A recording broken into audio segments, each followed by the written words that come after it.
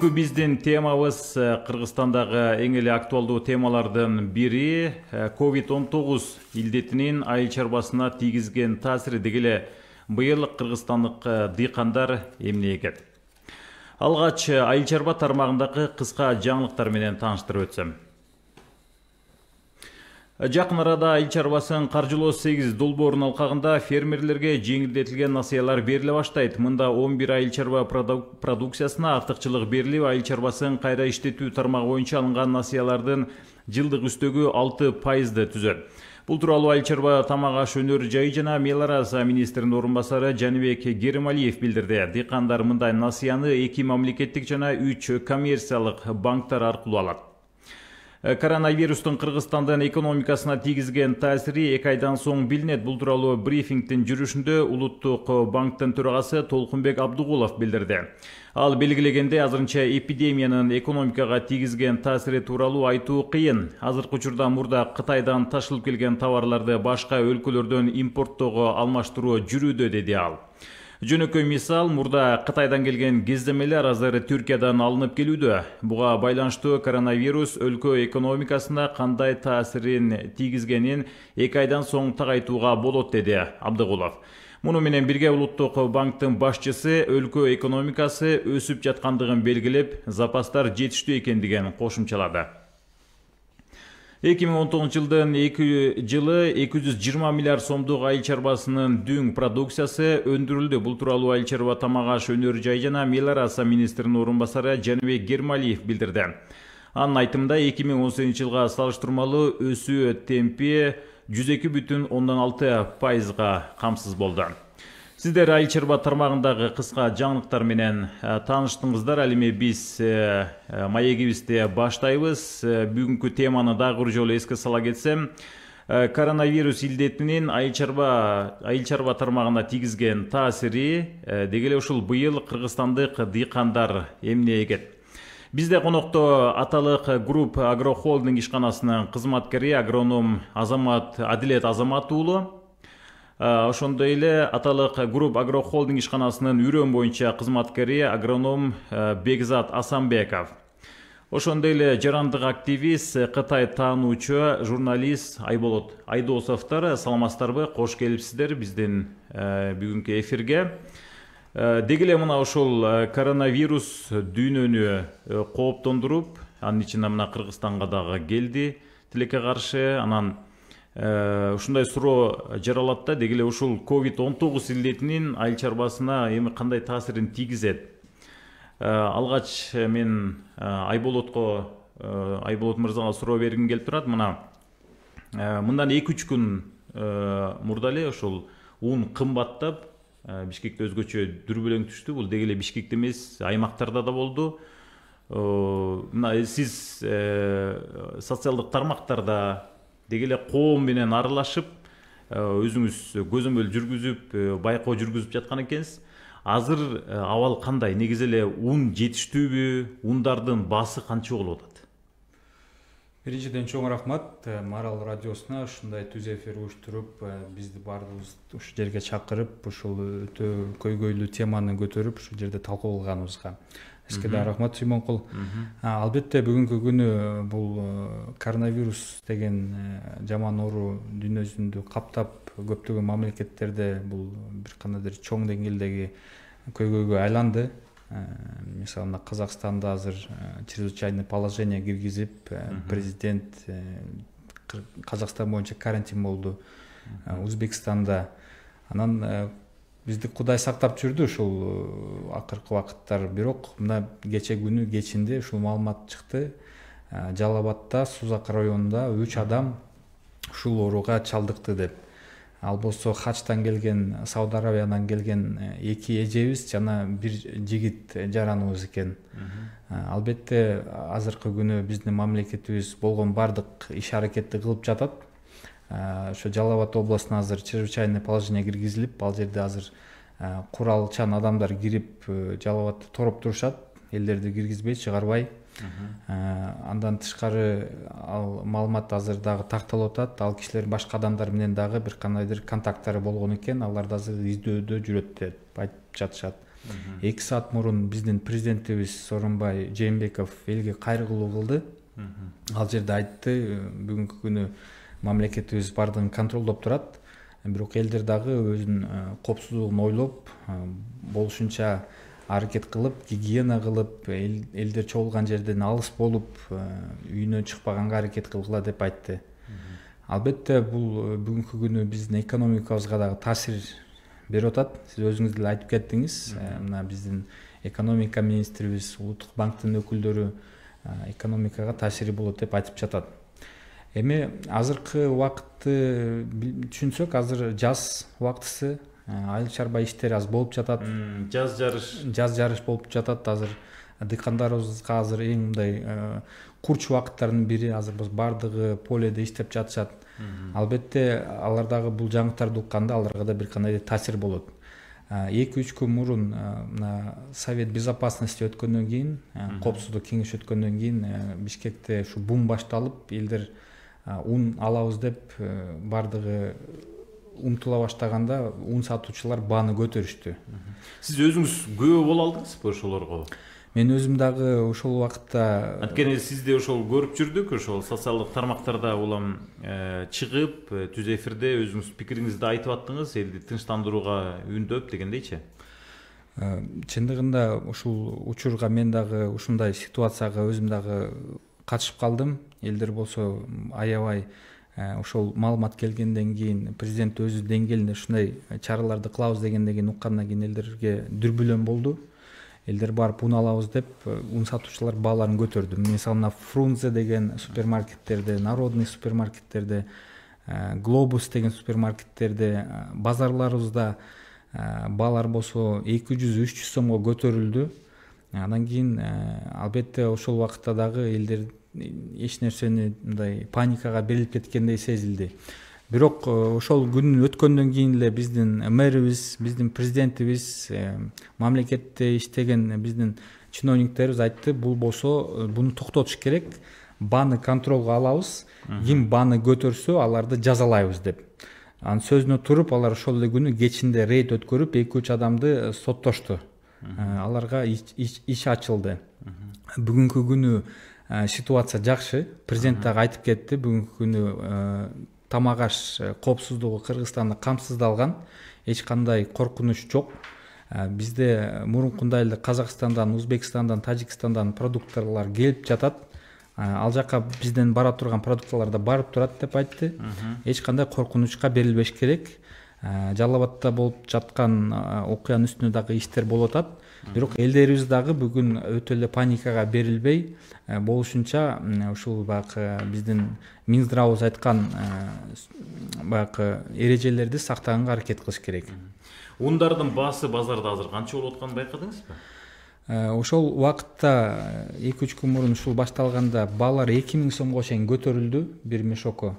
Андан кийин азыркы күнү мамлекетибиз рекомендация кылып жатат, мындай кеңеш катары 1450 сомго чейин уун алсаңар мүмкүн деп. Андан эгер баа көтөрүлсө, силер болсо толук укуңар бар, милицияга же Финполго кайрылып, ошол жердеги соодагерлер туура эмес иш кылып жатканын белгилеп айтсаңар болот деп. Айболот мырза, сизге ыраазычылык. Деги урматтуу угармандар, сиздер Марал радиосунда чарбачыл уктуруусун угуп жатасыздар. 0312 68 06 06 0709 68 06 06 телефондоруна байланышып, түз эфирден сурооңуздарды берсеңиздер болот. Ошондой эле биздин эфир 24 ТВ каналында жана Facebook баракчасында түз эфирде көрсөтүлүүдө. Биз уктуруубузду улантабыз. Мына ушул деги эле ундун баасы, деги эле айыл чарба тамак аш өнөр жайы жана Мелиорация министрлигинин кылып аткан иштери боюнча биз эфирге чакырдык элек. Тилекке каршы алар бизге байланышка чыккан жок. Биздин эфирге келбей коюшту. Муну да басып айтып кетиш керек. Ал эми биз деги эле ушул айыл чарбасына тийгизген таасирин мына ушул аталык групп агрохолдингдин кызматкерлери менен бир маекти улантсак. Эми мына быйыл Казакстан чек арасын жаап коюшу мүмкүн. ун тартыштыгы дагы бул уланышы мүмкүн да, дагы кымбатташы мүмкүн. Анткени экономисттер ар кандай божомолдорду айтууда. Анан быйыл дегеле дыйкандар эмне киш керек? Анткени мына Айыл чарба министрлиги мындай маалымат берди. Быйыл 700 гектарга буудай көп айдалат деген маалыматчы. Анан сиздер агрономдор, сиздер дыйкандарга эмне кеңеш бере аласыздар? Кимиңиздер жооп бересиздер?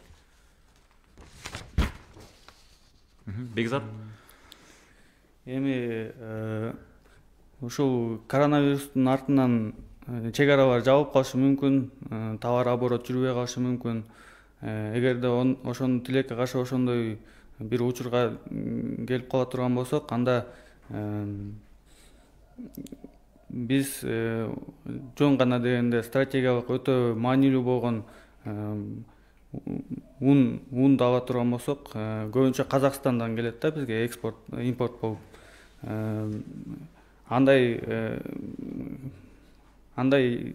болбош үчүн биздин министерство, Айыл чарба министрлиги статистикалык иш-чараларды жүргүзүп, Кыргызстан боюнча бир жылда канча продукция, айыл чарба продукциясы колдонулат экенин билип туруп, ошого жараша иш жүргүзсө жакшы болмок да. Азыр кечиресиз, бизде түз эфирде байланыш бар экен. Алло, саламатсызбы? Урматтуу угарман, сиз чарбачылык программасында түз эфирге кошулдуңуз. Тилекке каршы биздин байланыш үзүлүп калды окшойт. Ошол сиз маегиңизди, оюңузду уланта бериңиз.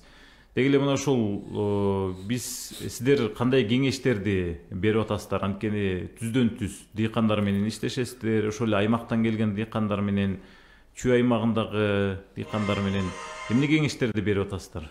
Албетте, азыр мындай учурларда дандуу өсүмдүктөрдү эгүү керек, тоойт өсүмдүктөрүн эгүү керек, жана техникалык өсүмдүктөрдү эгүү керек. Мисалы алганда эң биринчи өтө маанилүү бул буудай эккен азыр негизи актуалдуу болот деп эсептейм. Жана тоойт өсүмдүктөрү, бул сулуу, арпа деген өсүмдүктөр азыр актуалдуу. Анткени айыл чарбада, мал чарбачылыгында кошо алып жүрүлөт да. Ошондуктан этке муктаждыгыбыз дагы чоң болгондуктан тоойт өсүмдүктөрүн да унутпашыбыз керек. Ушуну баарын уюштуруп, эгерде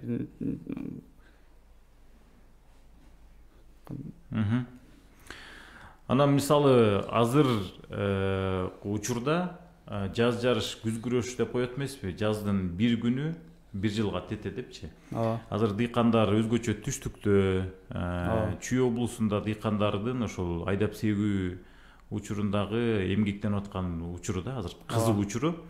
Көпчүлүк региондор азырынча баштайлы элек. Мисалы Ысык көл, Нарын, эми кар кетип, сукат иштерин баштап, азыр баштайлы деп турган кездери да. Анан мисалы дыйкандар ошол үрөндү сатып алууда. Анткени мен эмнеге айтып атам? Анткени мына ошол аталык групп көбүнчө ошол үрөн менен иштейсиздер да. Анан ушул уруктарды сатып алууда, үрөндү сатып алууда эмне аны тандоодо кандай, эмнеге көңүл буруш керек, кандай критерийлер менен тандаш керек? Эң биринчиден үрөндү сатып алууда анын сертификаты барбы, ошону тактабашыбыз керек. Анткени ар бир үрөндүк чарба өзүнүн үрөндүк инспекциясы аркылуу сертификат алышы керек да. Ал сертификат эмнени билдирет? Ал сертификат болсо үрөндүн тазалыгын билдирет, үрөндүн ошол сортко тиешелүү экендигин билдирет, үрөндүн кайсы категорияда болгондугун билдирет. Мисалы үрөндүн баасы дагы ошо категорияларга байланыштуу болот да. Мисалы элита уруктар сатылбайт, биринчи репродукция, экинчи репродукция болуп үрөндөр кетет да. Ошонун кымбат албетте биринчи репродукциясы болот. Анан ал сертификатта болсо үрөн дарыланганбы, дарыланган эмеспи, эмне менен дарыланган, үрөндүн салмагы ошондой маалыматтар жазылган болот да. Үрөндүн салмагы эмнеге керек десеңер, бул үрөндү себиде нормасы болот да, атайын. Үрөндүн канчалык чоң болсо, ошончолук көп расход болот. Ошол маалыматтардын баары сертификатта жазылган болот жана ар бир кампада этикеткасы болуш керек. Мына мындай суроо да, буудайдын кайсыл түрлөрүн эккен кирешелүү дегиле дыйкандарга? Кайсыл түрүн эксек биз көбүрөөк түшүм алабыз, кийин ун кылганга, кийин нан кылганга дегендей? Негизи кирешелүү бардык эле тармак кирешелүү деп ойлойм. Анткени мисалы азыр уже жетишпей калдык. Бул күздүк буудай. Күздүк буудай эң көп түшүм берет. Анткени ал күзүндө кышкыга калып, анан эрте өнүп чыгып жакшы түшүм берет да. Азыр эге турган болсок, жаздык буудай эгебиз. Жаздык буудайда катуу буудай жана жумшак буудай болот. Жумшак буудайдан биз нан жасайбыз. Катуу буудайдан макаронный изделия жасалат да. Ошого да көңүл буруу керек. Деги эле ушул сиз айтып калбадыңызбы, ушул катуу буудай депчи? Негизи эле канча эмгек талап кылынат буудайга? Ошол маселен дыйкан жерди алды, ижарага алды, анан ага техника керек, үрөн сатып алыш керек, аны сугарыш керек дегендей. Деги эле ушул сиз агроном катары канча чыгым, өздөрүн канчалык актап атат, кийин күзүндө чаап алганда, кырманга түшкөндө канчалык өзүн актап атат?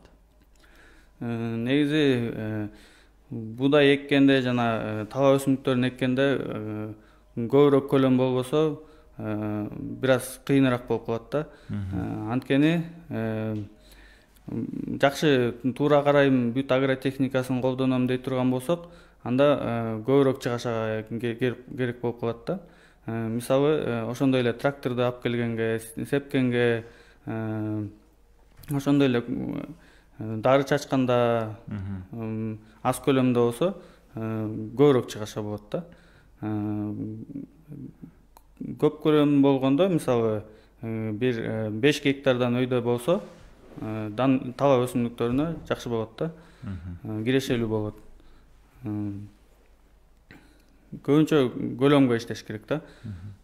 Анан сапаттуу үрөн алып, бүт агротехниканы сактап, анан өстүрсө киреше жакшы болот. Мисалы 1 гектарына канча киреше? 1 гектарына киреше, эгер жакшы каралган тала болсо 10 000 сомго чейин алып келет. Киреше, чыныгы киреше да бул. Таза киреше. Таза киреше. Мына сиздер аталык групп үрөндөрдү берип атасыздарбы? Мисалы кайсыл үрөндөрдү сатып атасыздар дыйкандарга? Кандай жол менен бересиздер? Ошолордон айта кетсеңиздер. Ооба, биздин аталык групп көбүнчө арпа менен иштешет, сулуу менен иштешет, беде менен иштешет, жана жүгөрү менен иштешет. Эң негизги айыл чарба продукцияларыбыз ушулар. Буларды биз азыркы учурда арпаларды сатып атабыз. Анан жүгөрүнүн сезону келгенде жүгөрүнү сатып баштайбыз да. Үрөндөрүн, Үрөндөрүн. Алардын баалары канча? Мисалы сиздер менен кантип байланышып алса болот? Ошол эле аймактагы бир дыйкан эгер сиздерден үрөн алгысы келсе, кантип байланыш керек? Каяка келиш керек? Кантип тандаш керек аларды? Биздин адрес Новопокровкада, Ленина 250.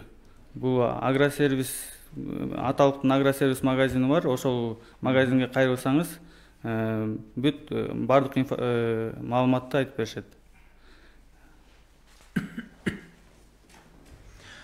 Мына деги эле аталык групп тууралуу сиз менен сүйлөшөлү. Адилет мырза, аталык групп үйрөөнүнөн сырткары дыйкандарга сиздер кандай дагы эмне жардамдарды бере аласыздар? Дыйкандарга үйрөнүү эле эмес, аларга техника да керек, аларга жер семирткич керек жана башка дегенде. Аталык групптун башка тармактагы иштегендер жөнүндө кеңири маалымат бере кетиңизчи. Саламатсыздар угармандар. Мен атым Адилет болот. Мен аталык компанияда иш жүргүзөм. Биз көп отраслдабыз. Бул жеке эле үйрөнүү эмес. Бул өзү бүт культуранын багытындабыз. Еще жаңы үйрөндөрдү элге бергүүгө келечекте иш алып барабыз. Ошол биз животноводствого дагы сүт багытына да аябай таасирибиз бар. Шампан вин комбинатыбыз бар. Эң ири Кыргызстан боюнча. Жеке эле сырьё ачканбыз, май завод ачкан, масло завод. Өзгөн жакта. Бул пивной заводубуз да бар. Ошол эме сиз айткан боюнча бул техника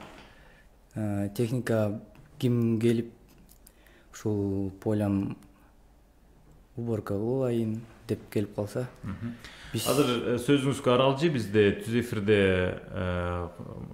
суроо бар экен, байланыш бар экен. Алло, саламатсызбы? Тилекке каршы байланыш үзүлүп калды. Сиз оюңузду уланта берсеңиз.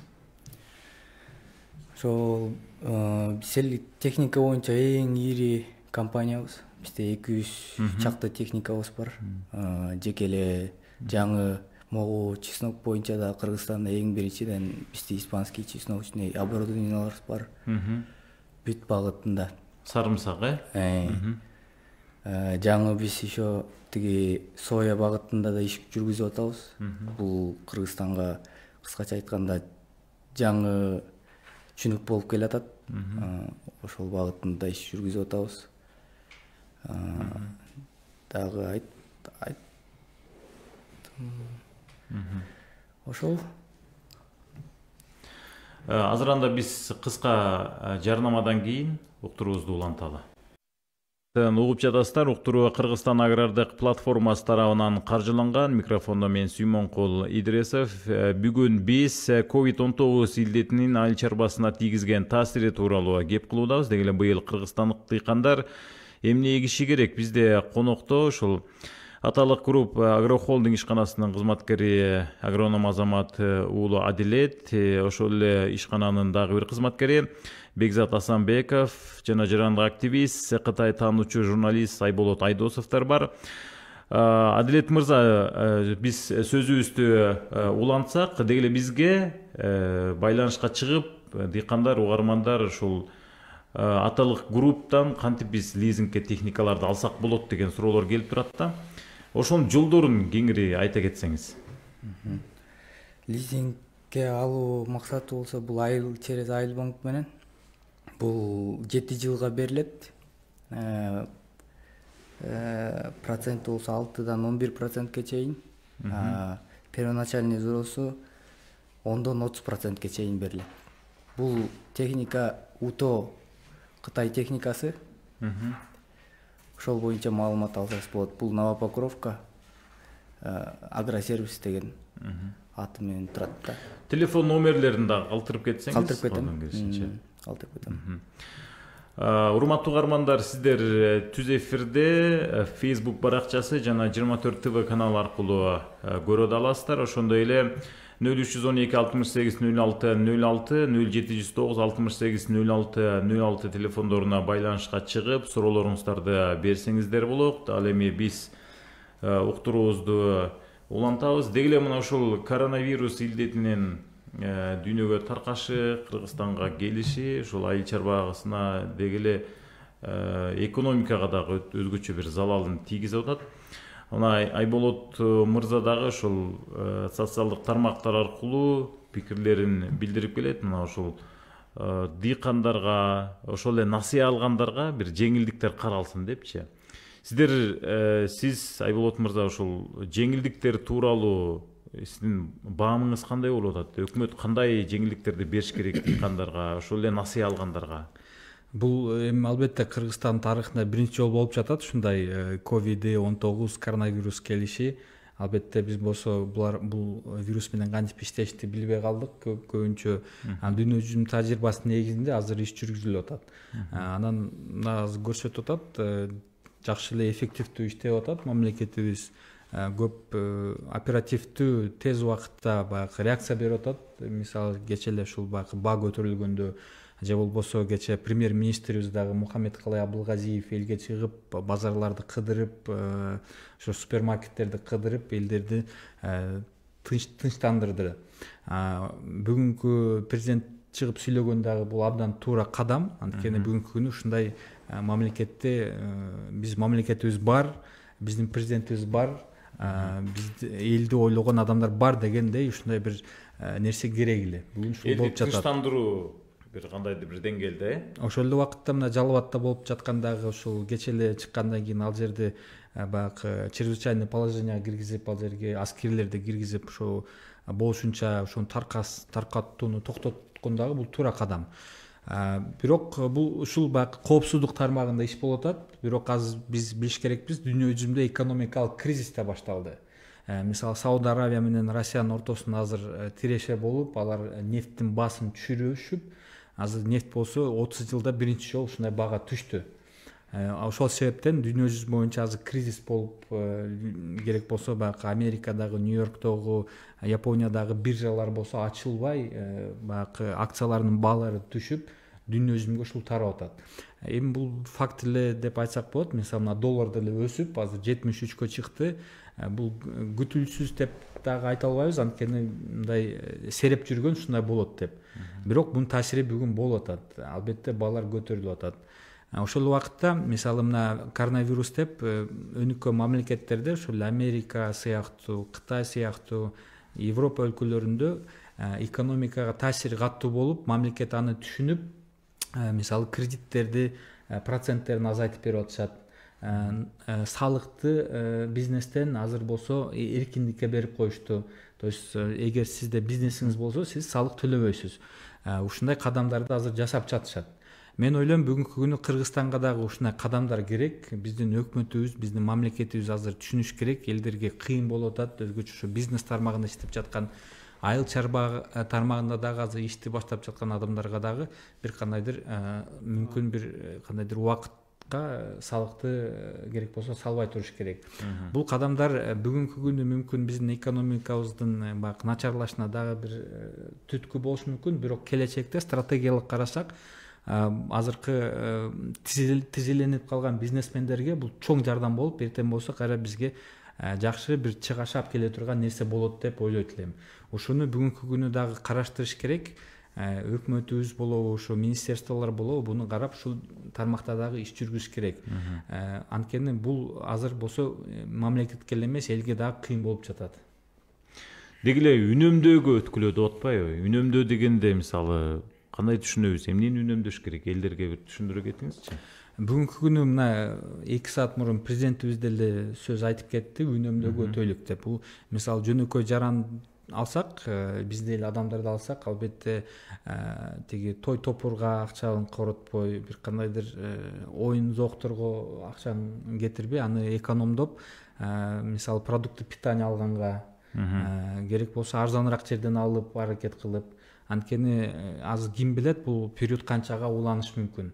Эртең эле кайра акча керек болуп калышы мүмкүн. Ошого аз үнөмдөгөш керек. Ошол убакытта мамлекетибизде дагы бир кандайдыр чоң иш-чаралар пландаштырган быйылкыга. Аларды дагы мүмкүнчө оптимизация кылып, акчаны кетирбегенге аракет кылыш керек. Анткени мына медицина тармагына азыр акча керек болуп атат. Мына кече эле биздин Кыргызстандагы ВОЗ, дүйнө жүзүндүк Всемирная организация здравоохранения Кыргызстанда өкүлчүлүгү айтты, Кыргызстанга 49 миллион долларга жардам керек болуп атат азыр. Мына баягы санитарный контролдорду күчөтүш керекпиз деп. Ошого ушундай жардам керек болуп атат. Бүгүнкү күнү мисалы биздин доктурларыбыз абдан чоң бир кандайдыр эменин астында турат, жоопкерчиликтин астында турат. Күнү түнү иштеп жатышат. Аларга дагы бир кандайдыр мүмкүн зарплатасын көбөйтүп бериш керек ушул убакытта. Ошого бардыгына акча керек, ресурс керек. азыр биз ошол эле баягы пландаштырып турган бир кандайдыр туризм тармагында, башка тармагында бир оюн зоок майрамдарыбызды токтотуш керекпиз чындыгында. Керек болсо мен даже айтып кетем, мына шайлоону дагы жылдыш керекпиз. Мына азыр шаардык шайлоолорду, айылдык шайлоолорду жылдырып, аны болушунча ушул период өткөндөн кийин өткөрүш керек. Мына перепис дыйкандар иштей бериш керекпи? Дыйкандарыбызга дагы ошол болушунча шарт түзүп бериш керекпиз. Анткени эгер азыр дыйкандарыбыз иштеп калбаса, эртең кайра кыйынчылык болот бардыгыбызга. Күзүндө продукты жок болуп калса, бул мындай сөз эле эмес, бул сереп эле эмес, бул болуп кетиши мүмкүн. Ошого биринчи очередь дыйкандарыбызга жардам бериш керекпиз, экинчи очередь бизнесибизге жардам бериш керекпиз. Мисалы мына Казакстанда азыр карантин киргизилди. Ал жерде дагы бизнесмендер дагы, мисалы чоң бизнесмендер дагы жөнөкөй өзүнүн жарандарына жакшы мамиле кылып атат. Мисалы Алматада Мега деген бир чоң торговый центр бар, Сода Борбор бар. Ошонун ээси кече Казакстанда ушул карантин киргизилди, арендаторлорго акча төлөбөйсүңөр дептир. Сиз арендада турсаңыз, ошо торговый центрде акча төлөбөгү деп мындай уруксат бериптир. Анткени ал айтып атат, адамды келбей атат. Эч ким жок. Кардарлар жок. Кардарлар жок. Ал эмне себептен мага акчаны төлөйт, эгер ал эч кандай пайда албай атса. Ушундай кадам болсо эл тарабынан абдан жакшы кабыл алынып атат. Булар дагы элдин көйгөйүн түшүнүп атат деп. Ушундайды дагы бүгүнкү күнү биздин чоң бизнесмендерибиз дагы ошо соода борборлордо, базарларда иштегендер дагы ушундай кадамдарга барыш керек деп ойлойм. Салымбеков барып атат го. Эми Кудай буйруса Кыргызстанда патриотторубуз көп бизнесмендердин арасында. Ушундай патриоттор азыркы учур келди мына көрсөткөнгө. Мисалы ошол эле Көлдөгү Урматбек Барктабасов айтты, мен пансионатымды, Алия деген пансионатымды эгер бирөө ооруса, ошол жерге бекер турганга мен уруксат берем деп. Карантинге алынганга. Ушундай кадамдар эгер көп болсо абдан жакшы болот эле. Рахмат, сиз туура айттыңыз, жана дыйкандар сөзсүз түрдө азыр иштеп калыш керек, анткени жаз жарыш, азыр эгинин эгип, будайын сээп, сугарып, тиешелүү жер темирчилери менен жерди байытып дегендей. Азыр эмгектенип калбаса, күзүндө бизде ушул ун катчылыгы, будай катчылыгы сөзсүз болушу мүмкүн да.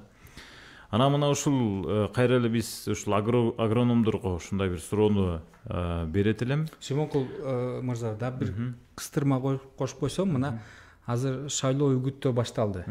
Ошол үгүттөө акчаны мүмкүн болсо ушул айыл чарбачыл бизнесмендерге бир жардам катары деле тиги партиялар жумсаса, мен ойлойм элдин арасында алардын аброю көтөрүлөт деп. Ушундагы мүмкүн караштырыш керек. Жакшы. Ана мына ушул дыйкандар үрөндү кандай өлчөмдө себиш керек? Кандай өлчөмдө себиш керек? Үрөндөр атайын ар бир культуранын өзүнүн масса тысяч семян деп коет. 1000 үрөндүн салмагы да. Ошого тиешелүү себиш керек. Мисалы, орточо эсеп менен будайдыкы 4,5 миллион дана 1 гектарга эгиле турган болсо, анын орточо эсеп салмагы 45 грамм боло турган болсо, аны көбөйтсөк 200 килограмм 1 гектарына кете тургандай болот да. Ошол норманы сактап, туура эгилген үрөн көп түшүм берет да. Анткени бул жөн гана алынган цифралар эмес, бул атайын институттар изилдеп, канчалык квадратный сантиметрден алган азык зат жетиштүү болот, жана көп болуп кетпейчи, аз болуп кетет деген эсептелинген маалыматтар. Ошого таянып үрөндөрдү алуу керек. Кечиресиз, бизде түз эфирде байланыш бар экен. Алло, саламатсызбы? Угуп атабыз. Сиз түз эфирдесиз. Өзүңүздү тааныштырып, сурооңузду берип берсеңиз. Мен Бишкек шаарынан Автандил. Азыр жана айтайын дегенге бул болуп атат да. Азыр бууреке мен базарлардан аптекаларга бардым. Аптекага барсам, жанагы эле мындай бет каптарыңызчы. Эч жерде жок. Бир да бет кап жок да. Анан Марлиден мындай тигип неметип коюптур. аларыңыз 16 сом. Любой жерге кирсеңиз азыр аптекаларда биринде да мындай бет кап жок. Анан жанагы айтып аткан жери мисалга мына оштон кармалды тигүү деп атат, врачтарыбыз аябай катуу иштеп атат тигүү деп, ошол жанагы немеден келди, араб немеге барып, Меккеге барып сыйынып келишти да. Ошол кишилерди ар бирин түшүп аткан убакта эмне себептен ошол кишилерди кетирбей туруп, кармап туруп, бүт бир анализин алып коюшкан жок. Анан кийин канча күн болду эле, мына 12-синде келип конду эле. Бүгүн канчасы? Мына ошону эмне үчүн ушул анан кийин биздин медицинча иштеп атат, анан минтип атат дейт. Ушул элдин коопсуздугун ошол келген кишилер деле мен айтат элем, ошо келген кишилерге радио угуп атса, каяктан башка мамлекеттен келдиңби? Эл журтуңду, кыргыз элиңди сыйласаң, барып, мен баланча жактан учуп келдим эле, ошо анализ алып, меникин бир карап койгулачы деп койбой атышпай атпайбы? Же болбосо жугузуп келген билет качып кетип атат ошон үчүн. Мына ушундайларды жакшылап карап беришсе, өкмөт ошондойлорго акчасын бөлүп, момдай бет кап тиги буларга жанагындай акчаларын бөлө турган болсо, мына азыр базарга мына азыр эле кирип чыктым. Болушунча патологту уруп атышат деген экен. Түшүнүктүү. Мына ушул айтылып аткан жөнөкөй угармандардын маселеси деле ушул азыркы кездеги көйгөй да. Азыркы чыныгы болуп аткан абал деп да айтсак болот. Элдин көйгөйү, ошол эле бет каптын жетишсиздиги, ошол эле дары дармектер, ошол эле өкмөткө болгон сын пикирлер айтылып атат. Анан бирок ушул эле учурда биз өкмөттү карап отурбастан бир кандай бир дыйкандар, ошол эле мына фермерлер, жөнөкөй эле жарандар ишин токтотпош керек. Туурабы, кандай дейсиз? Мына азыркы сүйлөп жаткан мырзанын сөзү, ою өтө туура. Албетте азыр ушундай көйгөйлөр болуп жатат. Бирок ошол убакта бул өзү дагы суроо берип туруп, өзү да жооп берди. Мисалы ошол чет өлкөдөн келген жарандарыбыз өздөрү дагы элди ойлош керек. Макул, сен барып келдиң, Алла Таалага сыйыныш керек, албетте парзды аткарыш керек. Же болбосо ошол бир кандайдыр конференцияга катышып келдиң, же бир каникул болуп барып келдиңби, бирок бияка Кыргызстанга келгенден кийин сен өзүң эле эмес, элди дагы ойлош керек да. Бул жерде мамлекет деле күнөөлөсө да болот, бирок ошол убакытта жаран дагы өзү дагы жоопкерчилик алыш керек. Мен мисалы ошол Сауд Арабияга барып, андан кийин келип туруп, бул жерде эч кимге айтпай, баягы контролдон өтүп кетип, айылга барып туруп, анан кийин ооруй баштасам, бул жерде менин дагы жоопкерчилигим бар. Ошол убакытта айтсам, мен ал жактан келдим, ал жакта ушу оору болуп атыптыр, мени бир текшерип койбойсуңарбы десе, мүмкүн ушул азыркы көйгөй болбойт эле. Ошол себептен буну дагы мен дагы мындай жаран катары элдерге кайрылат элем. Болушунча, эгер кандайдыр симптомдор болсо, ушул ооруга чалдыксаңар, 1 мүнөттө кетирбей телефон алып, звонить этип айткыла. Ушундай болуп атат. Өзүңөрдү ойлосоңор дагы, жаныңардагы тууганыңарды ойлогула, балдарыңарды ойлогула. Эгер бул таркап кетсе, биз кичинекей элбиз, биз болгону 6 миллион элбиз. Бул жерде буга мен ойлойм, бул жерде жазалаш керек мындай адамдарды. Эгер ушундай кылып атса, аны болсо кадимкиде жазалап түрмөгө отуруш керек андай адамдарды. Анткени алар болсо мамлекетке эмес, элине каршы болуп атышпайбы? Мына ушунун баардыгы эле азыркы болуп аткан маселелерден келип чыгып атат да. Ошол эле COVID-19, ушул коронавирустун илдети, жөнөкөй жарандар эмес, дыйкандар дагы бул жерден иштери токтоп калышы мүмкүн. Жөнөкөй эле мисалы, мына сиз Адилет мырза аталык групп агрохолдингде ушул сарымсактар боюнча ажиз экенсиз. Базарда жөнөкөй эле ушул сарымсактар кымбаттап кетти, баалары. Сарымсактарды мисалы бизде жетиштүү өндүрүлөбү? Мисалы ушул тууралуу дагы маалымат бере кетсеңизчи, ушул угармандарга кызыктуу да. Бул менин оюмча жетиштүү эле деп ойлойм. Себеби көл аймагында чеснок, сарымсак боюнча көп эле тигишет. Кыска ата боюнча деле тигүүчүлөр бар. Баалары канча болуп атат мисалы базар баасы? Базар баасы мен аябай жакшы билбейт экенмин, баягы 450 сом деп ошо килограмм. Мисалы дыйкандар тигем десе, ушул сарымсак өстүрөм десе, эмне кылыш керек? Каяктан үрөндөрдү алса болот? Сиздерден алса болобу? Биз жаңы үрөн чыгардык өзүбүз. 3 жыл карап ошол бир үрөн чыгардык. Эмне деген үрөн? Аталык сарыш, анан күлкүн. ошол үрөндөрдү чыгардык. Бул деген таза үрөн да. Оорусу бир элита, почти элита болуп чыкты да, үрөнчү. Сарымсактын өстүрүүнүн бир жолдорун кыскача айта кетиңизчи. Сарымсак өзү мындай Ысык Ата районунда күзүндө тигилет. Чүйдө, Чүйдө. Бир 20-ларынчы сентябрларда башталат. Сентябрларда.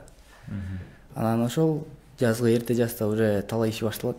Сарымсактын иш жүргүзүүсү. Азыр мен ошол уже иш жүргүзүп атам. Кыскача айтканда междурарный обработка жана эле силер жер семиртки иштерди берип атам. Азыр чөпкө карай уже иш жүргүзө баштайм. Кыскача айтканда ошол уборкасы июлдун баштарында болуп калат, июндун аяктарында. Бул чеснок караш деле оңой эмес, мунун өзү түшүктүү. Бирок биз жаңы техника менен иш жүргүзөбүз, бүт механизированный. Бекзат мырза, мына Кыргызстанда ошол буудайдан сырткары дагы кандай өсүмдүктөрдү эгүү пайдалуу, кирешелүү, деги эле кайсыл өсүмдүктөрдүн уруктары бар сиздерде? Ушул боюнча да угармандарга кеңири бир маалымат бере кетиңизчи. Анткени ушул биздин уктуруу көбүнчө ушул дыйкандарга багытталган да, ушул айыл жергесиндеги. Бизде Кыргызстан боюнча Кыргызстан тоолуу аймак болгон үчүн көбүнчө арпа эккен дагы өтө пайдалуу. Анткени мисалы өйдө жакта жайгашкан, мисалы Суусамыр жайлоосу, Суусамырдын тегереги, Ат башы, ошондой аймактарда арпанын сапаты абдан жакшы болот пива жасаганга. Жана биздин Кыргызстандан чыккан арпалардын сапаты пива өндүрүүдө абдан жакшы да, жана кирешелүү болуп эсептелинет. Өтө чоң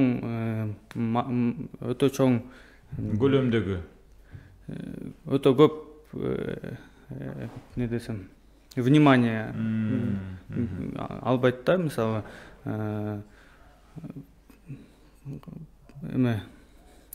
көп деле тейлөөнү талап кылбайт экен да. Туура, тейлөөнү талап кылбайт. Мисалы бир жолу себип койдуң, бир жолу сугарып койдуң. Жакшы, эгер ото чөп көп басып кетсе, ото чөпкө каршы дарылап койдуң, болду. Bundan түшүм алса болот да. Андан да тышкары көбүрөөк агротехника колдонсоң түшүмдүүлүгү жакшы болот. Бирок ушул иш чараларды колдонсоң эле жакшы түшүм алсаң болот да. Жана башка өсүмдүктөргө караганда чоң көлөмдө да тиксең, эге турган болсоңор болот да. Жеңил. Дыйкандарга деги эле ушул сиздер эмне көмөктөрдү бере аласыздар? Анын сырткары мисалы үрөн берет экенсиздер, ошол үрөн берип эле таштап койбойсуздар да, туурабы? Ооба, азыр бизде дотационный программаларда катышып атабыз биз. Мисалы мамлекеттен бизге талап келет, мынча тонна арпа бересиңер, жана мынча сомдон сатып алабыз деп. Биз ошого макул болуп, мамлекет менен келишим түзүп, мамлекетке тап беребиз, а мамлекет айыл аймактарга таратып, дыйкандарга жеткирет да биздин үрөндөрдү. Жана ошондой эле тендерлерге катышабыз. Былтыр дагы тендерлерге катыштык, былтыр жакшы утуп алдык, быйыл дагы тендерлерге катышып утуп алдык.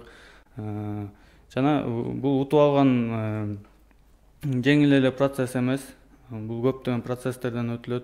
Эң биринчи мамлекеттик инспекциядан адамдар келип текшерип кетишет биздин үрөндү. Жана андан кийин ар бир аймактын үрөндүк инспекциялар бар. Ошолор дагы текшеришет. Бардык стандарттарга жооп берет биздин үрөндөр. Ошондой эле жакшы дарыланган, таза биринчи репродукциядагы арпа үрөндөрүн дыйкандарга берип алабыз да. Мындайча айтканда лизингке дагы үрөн алса болот экен да сиздерден, лизингке дегенде бул эми бул кандай шартта ала алышат? Бул эми жаңы иштеп баштаган программа, бул давальческий ячмень деп коет бизде. Бул болсо биз эң биринчи фермерге үрөнүн беребиз. Анын жерин изилдеп келебиз дагы. Эгер жери талапка туура келсе, биз ага үрөндү беребиз. Акчасын албай, үрөндү түшүмүн жыйнап алганча бере турабыз да. Жана төмөндөтүлгөн баада. Мисалы 21 сомдон үрөн сатып алган болсо, ал үрөндүн баасы арзаныраак кылып туруп беребиз да дыйканга. Жана ал дыйкан өзүнүн үрөндү, ошол үрөндү себет өзүнүн таласына. Жана биздин айтуубуз боюнча карайт аякты жакшылап сугарат. Көзөмөлдө болот да. Биздин агрономдордун көзөмөлүндө болот. Жана түшүмүн жыйнап алганда биз кайра ошол түшүмдү сатып алабыз. Контракт боюнча кандай деп айтылган баа болсо, ошол боюнча сатып алабыз. Мисалы, эгерде ошол контрактта турган баадан түшүп кала турган болсо, төмөндөп кете турган болсо, биз контракттагыдай баада сатып алабыз. Бекзат мырза, сизге ыраазычылык билдирели. Деги эле мына ушул бүгүнкү бизде конокто аталык агрохолдинг ишканасынын кызматкери агроном Адилет Азамат уулу болду. Ошол эле аталык групп агрохолдинг ишканасынын үрөн боюнча кызматкери агроном Бекзат Асанбеков жана жарандык активист, Кытай таануучу, саясаттануучу, журналист Айболот Айдосов мырза болду. Жакшы маалыматтарды бердиңиздер. Мына биздин бүгүнкү тема мына ушул коронавирус илдетинин айыл чарбасына тийгизген таасири. Деги эле ушул быйыл кыргызстандыктар эмне эгиш керек? Анткени ушундай бир илдет жаз жарышка туура келип калды. Анан жөн эле отуруп албастан ар бир жаран өзүнүн бир жарандык активдүүлүгүн көрсөтүп, бирге күрөшүп дегендей. Мына ушул жерде отурган суроолорго Айыл чарба министрлигинин кызматкерлери келип жооп берсе да болот эле. Бирок алар менен биз 2 күн бою байланыштык. Тилекке каршы алар бизге байланышка чыккан жок, келип бере алышкан жок. Бирок сиздерге ыраазычылык билдирем, бүгүн жакшы маалыматтарды бердиңиздер. Мына Айболот мырза дагы коронавирус оорусу боюнча азыркы болуп аткан абал боюнча маалымат берди. Сиздерге дагы жакшы маалыматтарды бердиңиздер. Урматтуу угармандар, ушуну менен Марал радиосундагы чарбачыл программасы жыйынтыкталат. Уктуруу Кыргызстан агрардык платформасы тарабынан каржыланган.